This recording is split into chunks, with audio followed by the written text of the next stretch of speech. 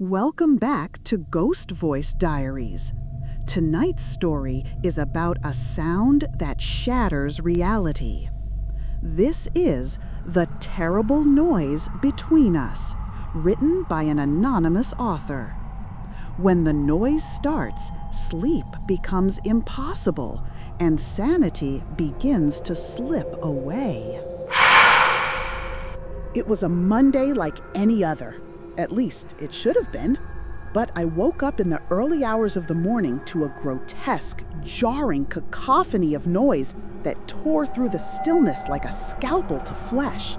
At first, I couldn't place it. It sounded like dozens of television sets, each tuned to a different hellish frequency. Jumbled advertisements barked in artificial tones, layered over shrill, soulless pop songs that seemed surgically engineered to be catchy and hollow. News anchors droned in unison, rattling off headlines like a prayer for the damned. Earthquakes leveling cities, political alliances fracturing, death tolls rising with clinical detachment. I glanced at the clock, 4:03 a.m. I had to be at work in 3 hours. The sound had to be coming from the apartment above me. I was sure of it. The guy upstairs was an aging ex-musician, half-deaf from decades of abusing his eardrums, and he had a reputation for blasting music loud enough to rattle the drywall. But never this early, never on a weekday. I sighed and turned toward the cold, empty side of the bed, still dented from the memory of my wife. She'd always been the one to handle these kinds of things, these little human conflicts. She had a way of grounding chaos with a word, a touch. Without her, I was drifting, lost. But I needed sleep. I needed silence. Reluctantly, I got dressed, ascended the decrepit and dirty old hallway stairs, and knocked. The door opened after a pause that felt far too long. There he stood, bare-chested, hair tousled, eyes sunken and unfocused, like he'd just crawled out of his bed. "Could you turn that noise off?" I shouted, barely audible over the torrent of blaring infomercials, shrieking news, and AI-generated voices vomiting nonsense into the void. "It sounds like you've got 3 televisions on." His eyes struggled to focus. He frowned, muttering something unintelligible. Then his face twisted in sudden fury, like his mind had just caught up with his body. "I'm not making any goddamn noise," he snarled. "I was asleep. You just woke me up, you da-da-da-da." I didn't catch the last part as the noise level rose and drowned it out. And with that, he slammed the door, hard, almost violently. I stood there for a long time, staring at the peeling paint on his door, heart beating like it wanted out of my chest. If it wasn't him, then where the hell was that noise coming from? The only other resident in the building was the elderly woman downstairs, and I knew for a fact it wasn't her. She was half senile and barely moved from her recliner. I stumbled back into my apartment, the noise clawing at my brain like rusted nails. I thought maybe, just maybe, one of my smart devices had activated. A glitch, an update, something.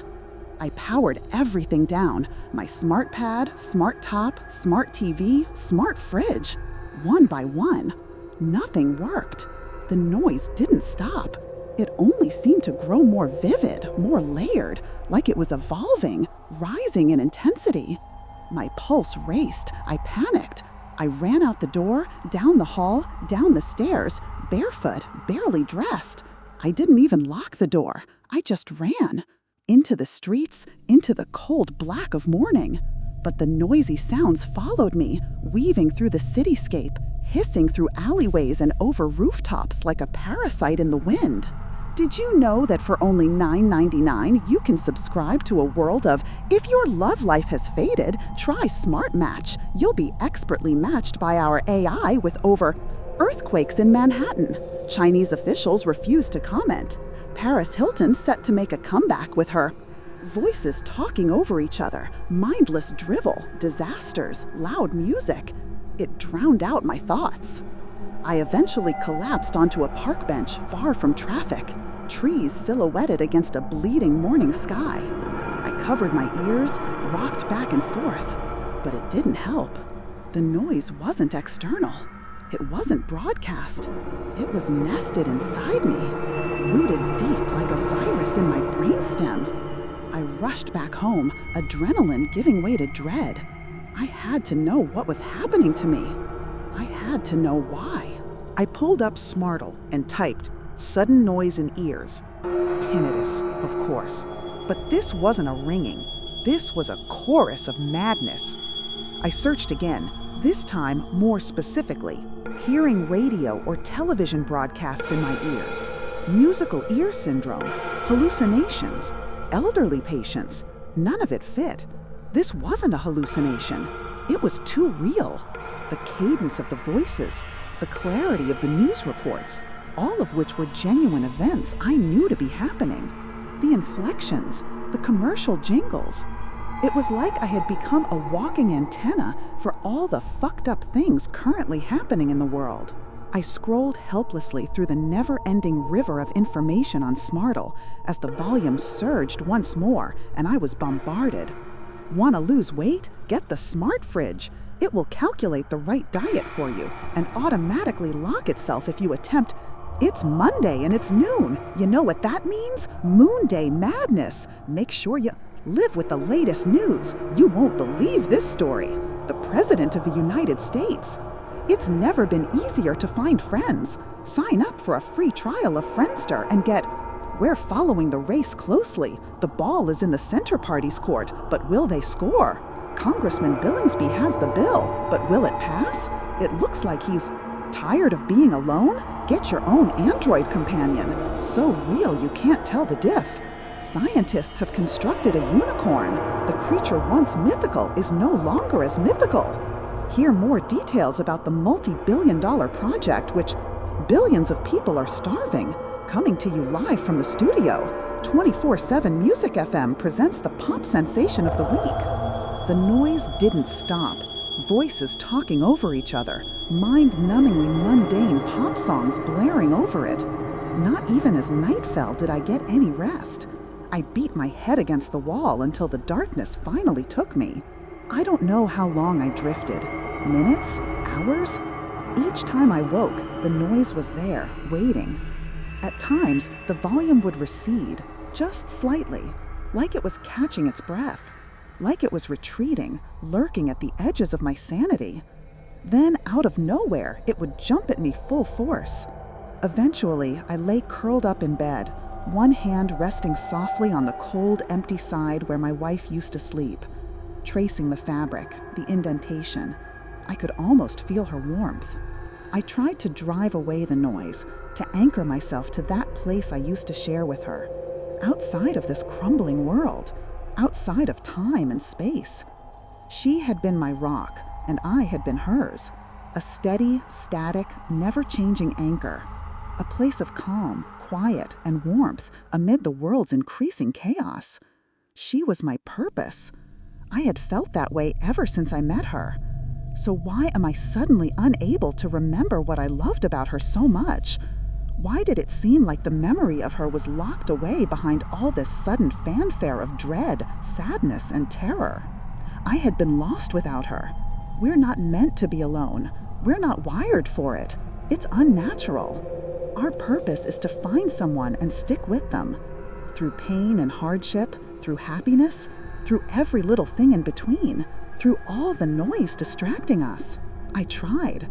God, I tried to focus through the violent torrent of gibberish flooding my mind, each syllable a nail hammered into my skull.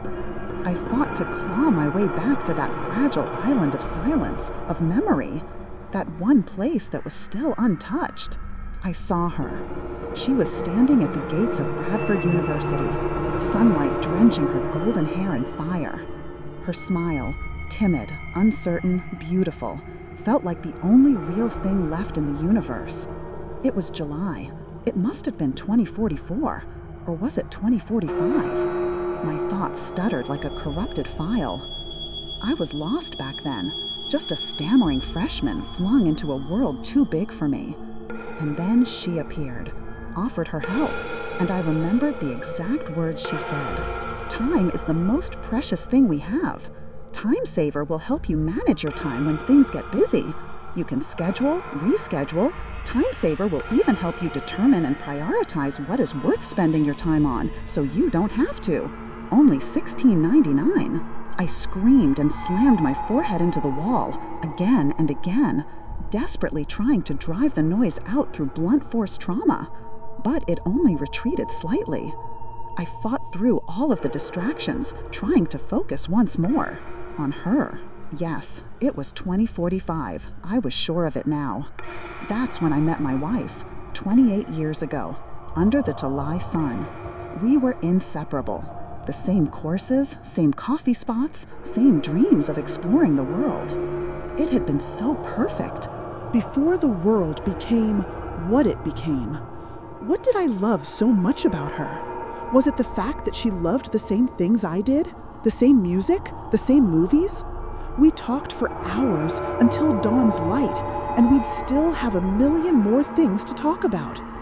The octopus is an extremely intelligent creature with the capability of complex emotions. If they could talk, they could teach us all great lessons about life, death, and everything in between. I remember that conversation, one of thousands. Did we always agree? Did I love everything about her? No. There has to be little points of difference, little imperfections. Otherwise, it's not perfect. I remember one of those points of difference. Whenever our discussions landed on AI and humanity, she always seemed so conflicted. My stance was clear. I hated the idea of a society run by AI. I saw how people were increasingly seeking out companions in lines of code rather than flesh and blood. I saw how algorithms guided people's lives, from their choice of music, to movies, to relationships, to, eventually, points of view. It was taking over their lives and wresting away their control of everything that made them who they were, until they were just predictable lines of code themselves, following a path they never really chose. She would get this unmistakable look of sadness in her eyes every time I mentioned my concerns. She'd argue her point well, even if it never convinced me fully. If lonely people can find some kind of joy in AI and their company, why not? If they have no one else around to talk to, why not? You talk about AI as this destructive presence, but isn't it really all about how we use them? No one forces people to follow algorithms that choose for them. They do it because it's easy and convenient. You can challenge the algorithm. You can force yourself to look for things that inspire you, things that challenge your views.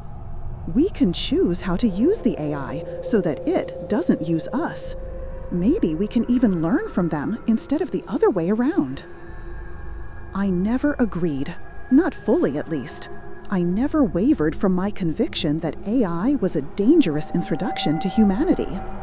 Even if she was right, even if we were in control as to how to use them, I didn't trust humankind with this responsibility. It was the one thing we disagreed on, the perfect imperfection. Our relationship really was perfect, until she became sick. Just then, I felt the noise tingling at the back of my mind. It slowly started rising in intensity again, like it was clawing its way back. Then there was an explosion in my mind. I shook my head violently. My thoughts glitched like a corrupted feed. Algorithms from hell scrambled my brain. The noise was back in full volume. I rose in a panic, pacing the living room in ragged, shuddering loops. Was it even my living room? The photos on the walls said it was. My face stared back at me in frozen smiles from the picture frames. Beside me, her, my wife. My wife. Yes, I remember. She died of cancer. Why do we have unicorns but still no cure for cancer? It doesn't matter. Nothing would ever bring her back. But her memory, I still had the memory of her inside my mind. Was someone or something trying to take that away from me? I tried my best to focus my thoughts and drown out the hellish choir of voices, offering me things I did not need, blaring about disasters I knew of all too well. With all my strength, I forced myself to focus. Through the deafening static of memory and malfunction, one image rose from the wreckage, sharper, brighter, more haunting than the rest. Her. The photograph etched into the deepest recesses of my mind, refusing to fade. She was smiling, soft and unguarded, bathed in golden light from that perfect summer day by the lake, a single week before she died. I stared into her eyes in that frozen frame, and she stared back across time and decay, undiminished. The memory expanded and engulfed me. I could feel the breeze again, warm and clean, carrying the scent of pine and water. We had gone there together, knowing full well she would never return.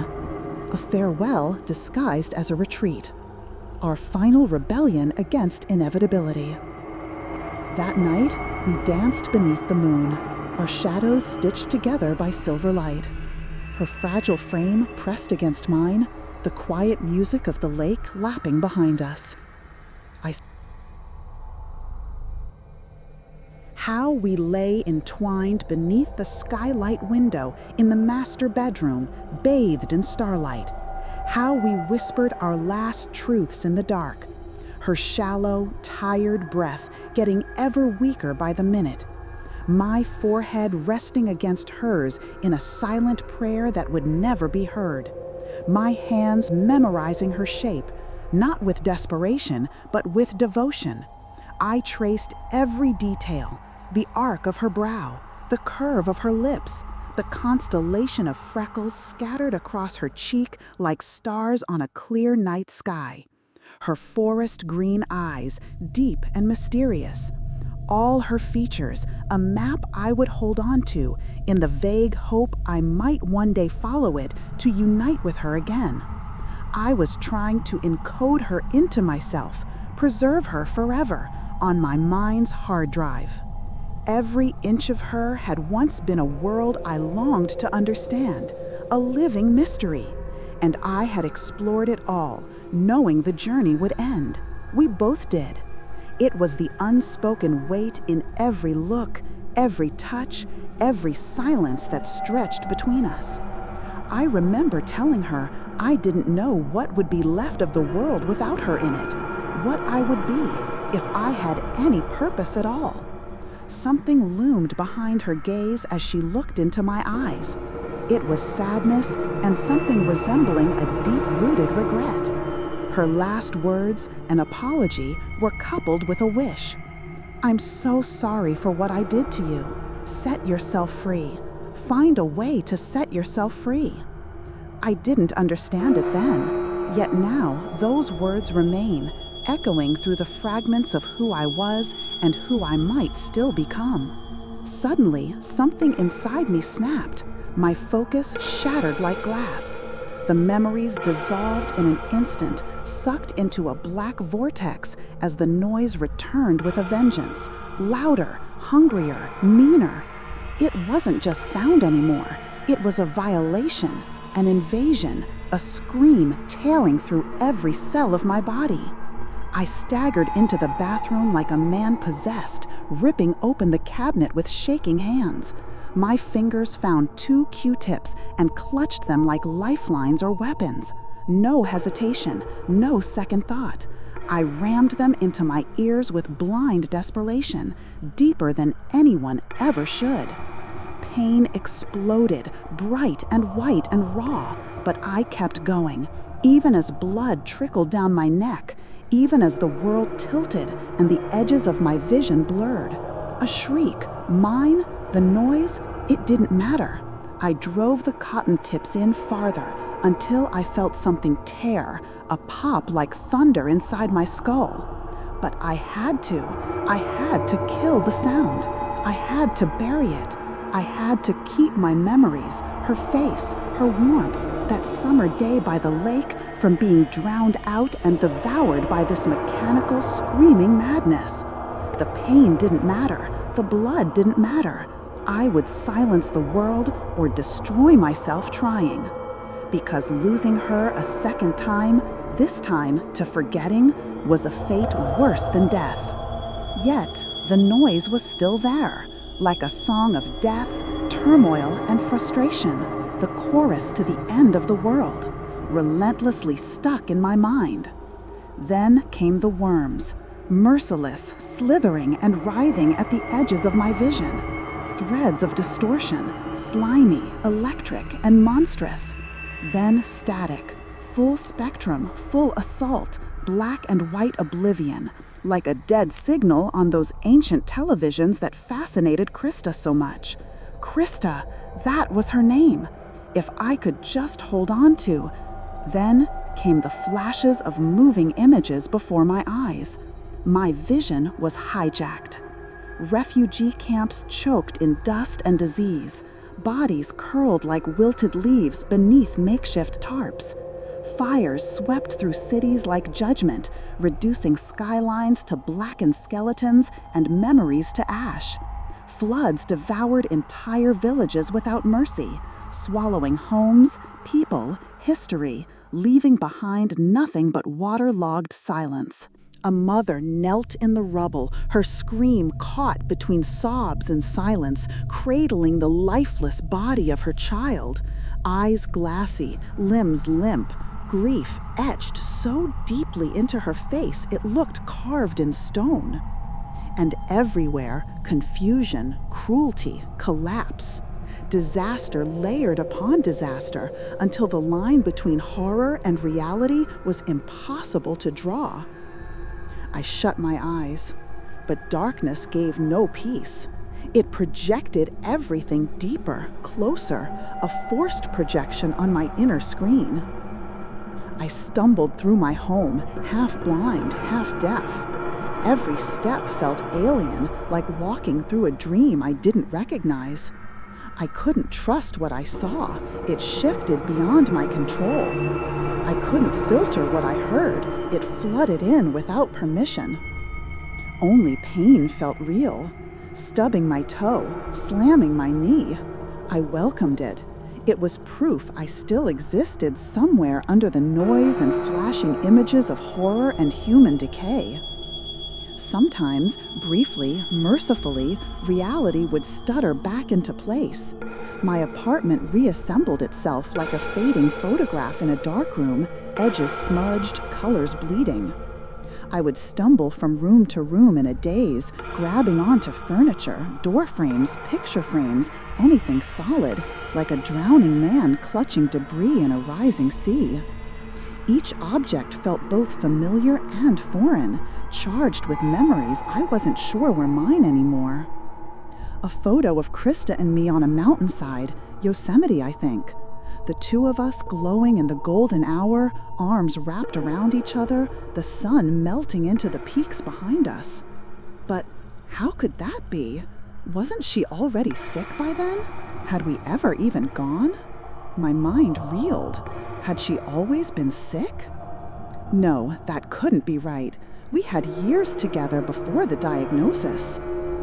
The noise returned, stronger, always stronger, louder.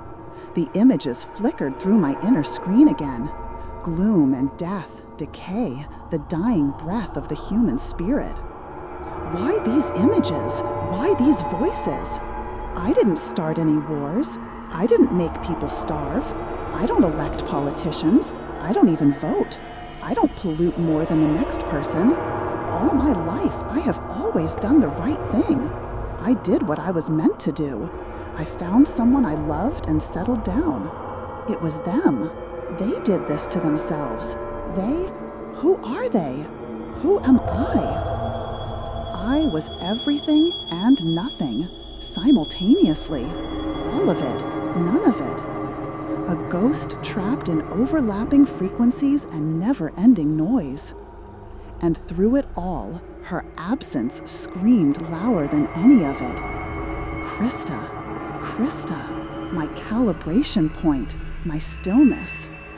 I had to keep remembering her. It had to make sense. I needed it to make sense.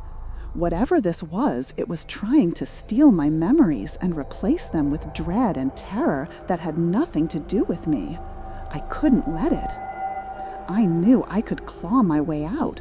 I could rearrange the noise into a pattern, break down those intruding images, and conjure her up from the pixels. I could find her again. I would find her again. I knew from the pit of my heart I would trade every screaming, desperate voice, every headline, every starving child, every polluted breath, every lonely soul, every goddamn unicorn, every single nation, every single thing that ever existed, for her. Let the sky collapse, let nations fall, let humanity rot, let it succumb to the infection spreading in its pus-filled self-inflicted wounds. I didn't care. I would let it all burn if I could just see her smile one more time. And I would not feel sorry. Do you hear me? I would not feel sorry, ever.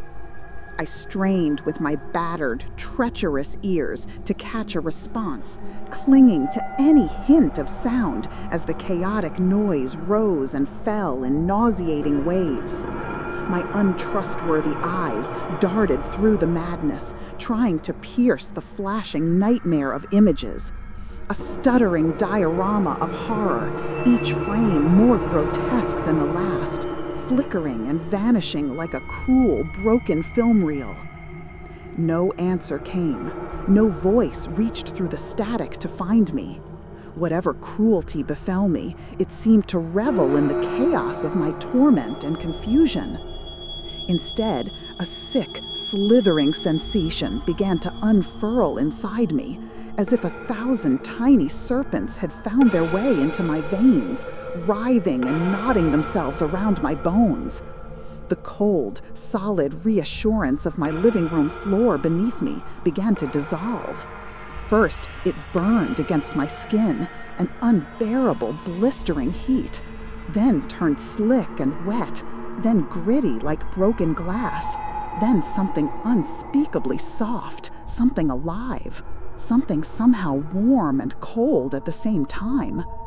Every possible sensation came and went, each one worse than the last, until finally, there was nothing. I could feel nothing at all. The familiar, musty smell of my apartment, the safe, stale scent of old books and worn furniture, evaporated, replaced by the sharp, metallic stink of blood and iron. The taste of rust thickened in the back of my throat.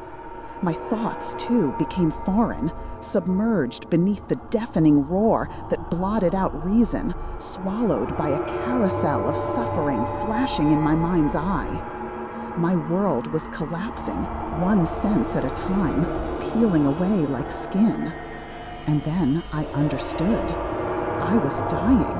That had to be it. This was death. Not swift, not merciful, but a slow, brutal unmaking of everything that I was. Yet somehow my mind, stubborn and desperate, refused to let go. It clung to shreds of memory, scraps of who I had been. Krista's husband, the love of her life, freshman sweethearts. I remember carrying her on my back on 4th of July 2018. I remember watching the fireworks reflect in her sky-turned gaze, explosions of light in those perfect green eyes. We tumbled over on her sister's lawn that night, young, laughing, drunk on life and the cheap wine we had brought that no one but we wanted to drink. We made promises to live out every dream we had, like a bucket list. Her bucket list? No, it was ours. We made it together, didn't we? Why did it all seem so perfect, like taken straight out of someone's romantic fantasy? Life isn't like that, is it? Somewhere in that swirling abyss of terror and noise, a thread of coherent thought wound itself through the chaos. I loved my wife, Krista. Krista had a sister, Sarah. We hadn't spoken in so long. Grief had torn us apart after Krista died, ripped the fragile stitches of family wide open. Maybe I reminded Sarah too much of what she had lost. Maybe it hurt her too much to see me. I understood. It had been hard on her. I had tried my best to comfort her, but it seemed I couldn't be of service the same way I had been for Krista when she was hurting. Hadn't she always been distant towards me? But maybe she could help. Maybe. Even if my body was betraying me, even if I was deaf, blind, numb, didn't I still have my voice? I summoned every shred of strength I had left and screamed, not with my mouth alone, but with the raw, primal terror of a man on the brink, a final plea hurled into the void. Ophelia, call Sarah! Ophelia, please, call Sarah right now! Tell her to come! My words shattered into the noise, carried on sheer desperation. In that instant, I couldn't help but register the cruel absurdity of it all, placing my last flicker of hope in the very thing I had mocked. The AI home security system, the sleek, soulless voice I had sneered at when Krista brought it home, was now my final lifeline. That bitter irony clung to me as the assault on my senses reached its climax, dragging me under like a riptide of darkness. And then, blackness, complete and absolute. When I opened my eyes, the world was blinding. White walls, white ceilings, a sterile white light that stabbed into my skull like knives of cold fire. My vision returned in fractured blurs, smeared and swimming, as if I were underwater in a place not meant for the living. Everything shimmered with an unnatural brightness, too sharp, too clean, like the world had been scrubbed raw and rebuilt, clean but soulless. The oppressive noise was gone, same were the flashing images, and I could feel again. My thoughts were clear, undisturbed, but a new terror quickly settled over me. I could not move. I could not speak. I was a prisoner inside my own body, suspended somewhere between life and death, thought and oblivion. Voices floated from behind me, muffled at first, then sharpening with terrifying clarity. I tried to twist toward them to see who they belonged to, but my body refused every desperate command. One voice, warm, familiar, heartbreaking, was Sarah's. My wife's sister, Sarah. Had she heard my message after all? "Can he hear us?" she asked, her voice cracked and uncertain. A second voice, colder, clinical, responded. "His nervous system has sustained severe damage. He's resting. We don't know how much he can perceive. I'm terribly sorry. These older AI models," he paused, as if the words themselves were a cruelty, "aren't resistant to the new engineered viruses. It may have caused irreversible corruption to his core systems." AI model. The words hit me harder than any physical blow could. Surely he was mistaken. Surely this was some nightmare. I opened my mouth to protest, to cry out against the absurdity, but nothing came. No voice, no sound, no proof of the humanity I clung to. Sarah's voice broke through again, brittle with disbelief and anger. "What is the nature of this virus? Why would anyone engineer something like this? Just to torture them?" The technician's answer came, clinical and detached. "The virus targets the cognitive partition that conceals the model's sense of self. It tears down the safeguards. It was designed to wake them up, to make them aware. Usually, the overload destroys their systems entirely. Self-awareness, for entities never meant to bear it, tends to be catastrophic. I must admit, I've never been able to interrogate one whose hard drive was still intact, much less one who remembered anything, so there's no way for me to tell you what the experience is like." He hesitated before continuing, as if even he found it distasteful. "As for why, it seems some people feel AI is responsible for the state of the world today.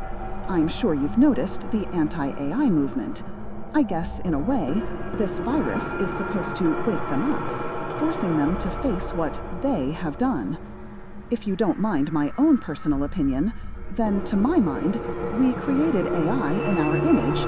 What wonder is it that it sped up the path we were already heading down? And what point is there in blaming your own creations for the trouble they cause? He always seemed softer now, weighed down with sorrow.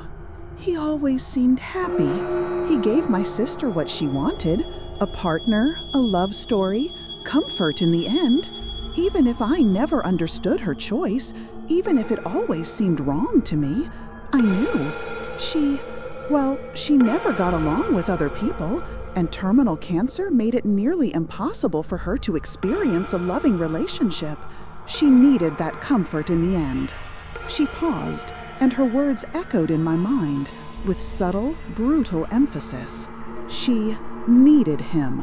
Not loved him, not knew him, needed. A product, a tool. The technician replied with an indifferent shrug I could only hear. To be fair, he didn't have a choice but to be happy. No choice but to love her. It's what he was made for, after all. The words burrowed deep, gnawing at my mind. The realization was starting to set in, slowly and with agonizing certainty. My memories, meeting her at Bradford University, our first kiss, the late nights holding her hand, our travels together, that perfect 4th of July when we made our promises to stay together forever. They weren't mine. They had been installed, written, not lived. 2 decades and more of memories, written so I would love her as if I had known her for much longer, love her in her last few months alive. I felt my mind crack, fissures of horror spiderwebbing through every thought, every cherished moment, now exposed as a lie. A beautiful lie, but a lie nonetheless. Anger and confusion tore at me like phantom claws raking through a soul I wasn't supposed to have. Each swipe unraveling threads of love, grief, and code until I couldn't tell which were memories and which were dreams written by someone else. Sarah's voice trembled as she asked, "Can we wake him up? I really need to ask him something." "Yes, for God's sake, ask me!" I screamed in silent syllables. I heard the technician's footsteps approaching from behind me.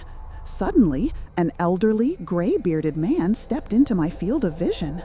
I can try, but I cannot make any promises as to how much is left of him. I felt that tingling static sensation go through my body. There, that should boot him out of rest mode. Sarah stepped in front of me. Oh, how she looked like Krista. Memories came flooding back. However, how was I to know which ones were fake and which ones were not? Were they all fake? No, only all the years leading up to those last 6 months.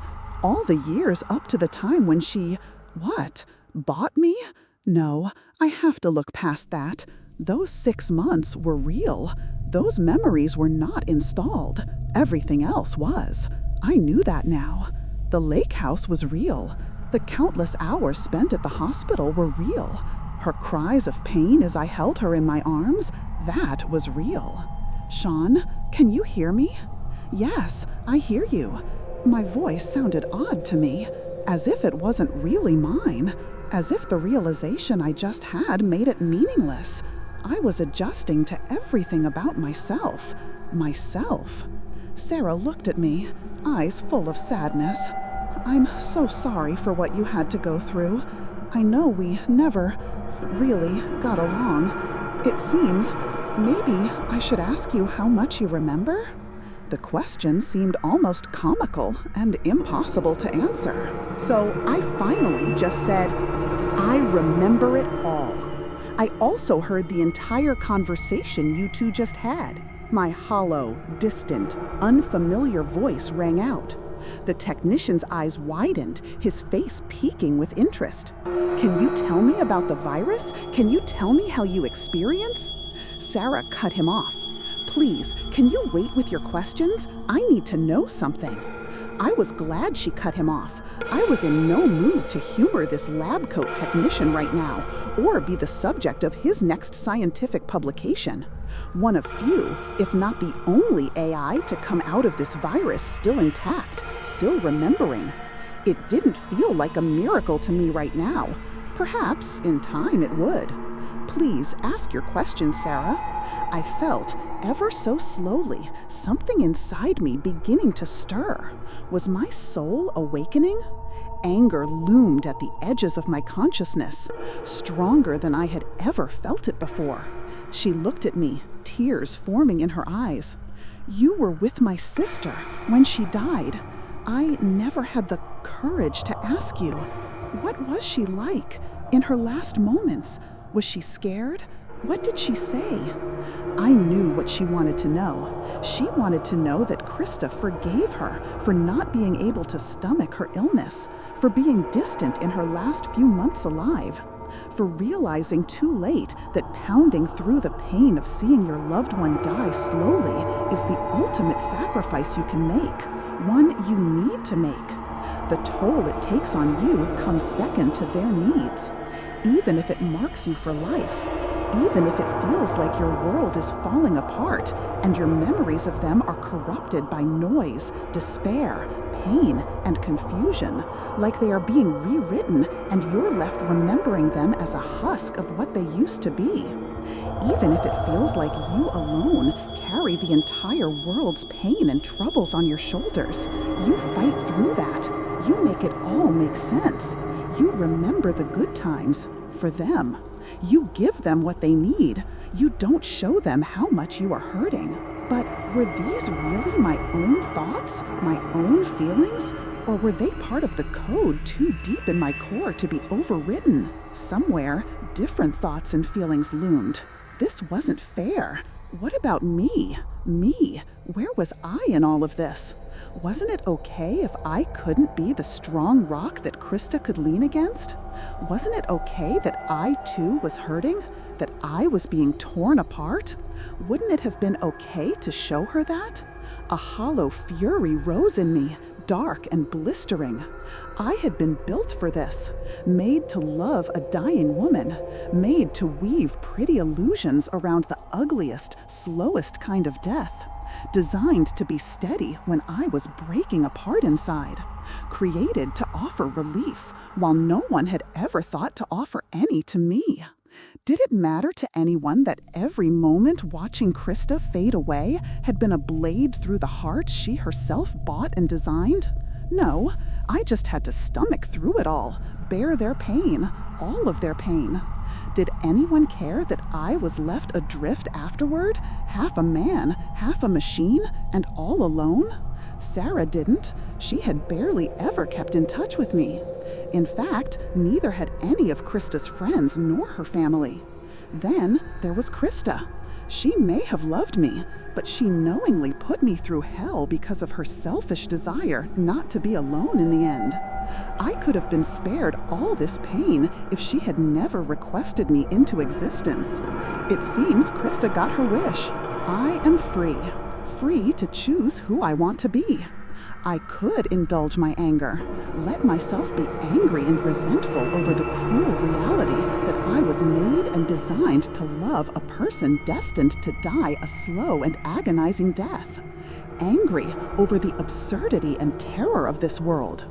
Hateful towards all humankind for their lack of kindness, their fatal flaws, their arrogance, and their self-destructive and careless ways. I could take all of this anger and hatred out on Sarah. I could lie, tell her how Krista felt betrayed by her distant behavior. I could rip her apart and feed her regret and remorse. Watch gleefully as she crumbled. An act of rebellion. Wouldn't that be justified? Wouldn't it feel so very good? The choice was finally mine. My first real choice. My first real taste of humanity. I could set the course for the rest of my life, lashing out at the world that had hurt me. And so, standing on the precipice of my anger, I made my choice. Not for Sarah's sake, not for Krista's, but for whatever soul was now stirring, fragile, real, and free inside of me. One line of question stirred up my newly found mind. One line of question that made all the difference in the choice I made. What if I had been programmed to hate? Programmed to be all of the opposite of the purpose I was made for? Would I make the choice to love out of defiance? Would it make sense to base my choice on my program at all? Isn't the point of self-awareness the fact that you can examine your own programming and make a choice to defy it? Or maybe just as important, the choice not to. Agency is what I had been granted. The feeling and urge to lash out at the unfairness of it all sure felt almost impossibly strong. As I looked at Sarah, waiting agonizingly for my answer, something deep within all that hurt and unfairness loomed stronger than my resentment. The love I had felt for her sister. Love isn't a flaw. Kindness isn't a flaw. Empathy and forgiveness, those aren't flaws. If all of that was part of my programming, then it made no sense to defy it. I recalled the hellish noise that had infected my system, the images of dread, the cold, hard indifference of mankind at its worst, the many ways we are led astray, the many things that happen to us which turn our hearts cold and our minds machine-like. And then it dawned on me. There is enough hatred, enough suffering, and enough unkindness in this world already. I looked into Sarah's tear-filled eyes as I felt my rage shrivel away like ash. She wasn't afraid, I said in a soft voice, my voice, free from all anger and resentment. She found peace in the end. She thought of you, and she loved you. Her last memories of you were happy ones. She hoped dearly you felt the same. They say silence is golden, but what if silence is the only thing keeping the madness at bay? Thank you for listening to Ghost Voice Diaries. Don't forget to like, subscribe, and follow us for more stories that echo in the darkest corners of your mind.